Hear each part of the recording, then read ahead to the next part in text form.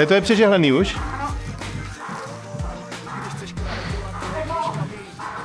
Ale tady je vidět, poznat rozdíl mezi přežehleným a nepřežehleným. Tohle je přežehlený, že to je taky matný a nepřežehlený je takhle lesklý. Vidíte, jak se to leskne?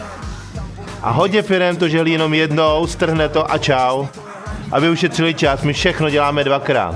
Dokonce hodně firem dělá to, že jim tady, takhle na okraji, prosvítá bílá barva, protože nemají seřízený tisk nebo se s tím nevyhrajou. A my prostě radši tam uděláme jakou černou linku a ubereme tu spodní bílou, která většinou prosvítá. Vy, co zadáváte tyhle zakázky, vy máte nárok chtít to, že tady kolem dokola nebude prosvítat bílá podtisková. To správně nemá být.